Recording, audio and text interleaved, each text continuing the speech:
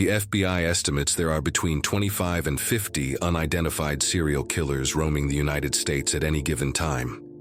It's a figure that is as unsettling as it is sobering, a reminder that while many cases make headlines, countless others involving long-term patterns of violence remain unresolved. Despite modern forensic science, digital surveillance, and massive databases available to law enforcement, there are offenders who continue to operate in the shadows. This video explores several cases believed to involve serial offenders who have remained active or whose crimes extended into the 2010s.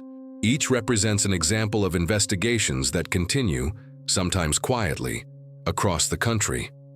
The purpose of this documentary is awareness and context, not speculation or sensationalism. All details are limited to publicly released and verified information. In the past, patterns of serial crimes sometimes took years to detect.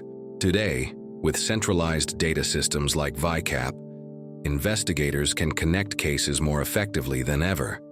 But even then, gaps remain. Offenders who target vulnerable populations, travel frequently, or select victims with little routine overlap in their lives can be extremely difficult to identify. Unsolved clusters of homicides exist in nearly every region of the country. Some involve a handful of victims. Others are part of much larger patterns that span multiple states and multiple decades. The modern serial offender is often mobile, careful, and deeply familiar with avoidance techniques, leaving behind little evidence. In some cases, law enforcement has confirmed that DNA from multiple crime scenes belongs to the same unknown individual. In others, investigators have pieced together behavioral patterns, victimology connections, or geographic indicators. For years, investigators on Long Island worked to identify the person responsible for a series of killings discovered in the Gilgo Beach area. Public information confirms that multiple victims were found between 2010 and 2011. The case drew national attention due to the number of victims, the span of time involved, and the challenges investigators faced in identifying and linking all the remains found. Recent developments have led to an arrest and charges in some of the murders. Yet, authorities have noted that several other deaths in the region remain unsolved and may or may not be connected. The landscape of the case continues to evolve, showing how difficult it can be even for high-profile investigations to fully resolve every aspect of a long-running pattern. It also underscores how investigators must separate confirmed information from past assumptions. In Dayton, Ohio, a series of unsolved homicides involving women, many occurring between the late 1990s and the 2010s, caught the attention of both local investigators and federal partners. While there has not been an official declaration of a serial killer in many of these cases, media outlets and public summaries of police briefings have noted similarities that prompted deeper review. These investigations highlight how complex such cases can be. Some victims were found in similar areas. Others shared broad demographic characteristics. Publicly available information suggests that law enforcement has considered the possibility of multiple offenders operating at different times. The ongoing nature of these reviews shows that patterns can remain unclear for years, especially when evidence is incomplete. Victims were targeted in isolated circumstances, or the cases span decades. Along stretches of western highways, investigators have continued to review unresolved cases dating from the 1990s through the 2010s. These areas have long been difficult for law enforcement due to remote terrain, sparse surveillance coverage, and interstate travel. Some victims were discovered in rural locations, often near major transportation corridors. Public information indicates that some of these cases involve DNA that has yet to be matched to a suspect, while others involve similarities in victim profiles or crime scene characteristics.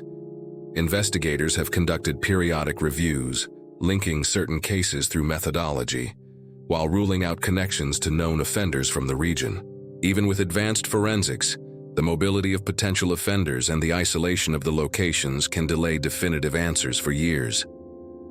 In Chicago, a multi-year cluster of unsolved strangulation cases involving women dating into the 2010s drew significant media coverage and prompted a public review by journalists and advocacy groups. According to publicly released information, More than 50 similar cases were examined for potential links. Authorities stated that several incidents did not appear connected, but others shared characteristics that warranted further analysis. While no official declaration identified a single serial killer, the scale of the review demonstrated that unresolved patterns can emerge when investigators analyze cases collectively.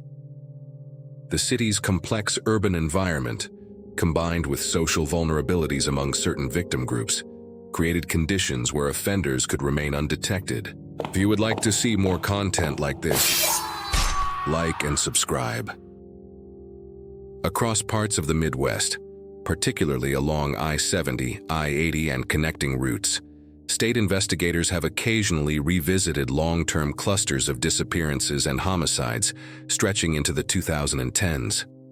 Cases involving transient populations, long-haul travel routes, and isolated drop sites create challenges for establishing definitive connections.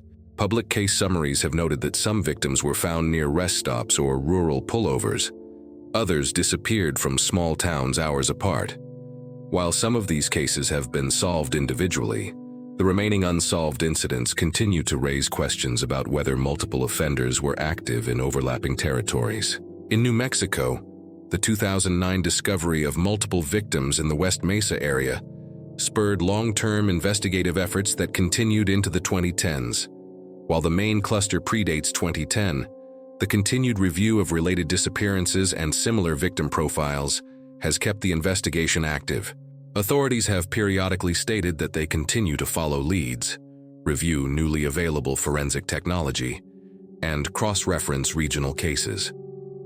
Public information confirms that despite significant resources dedicated to the investigation, a definitive identification has not yet been made.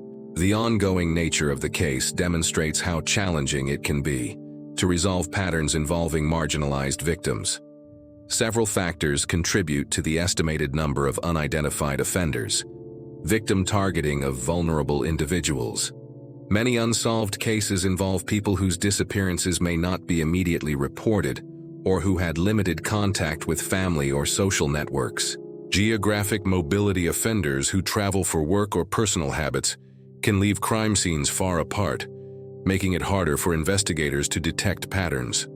Jurisdictional fragmentation.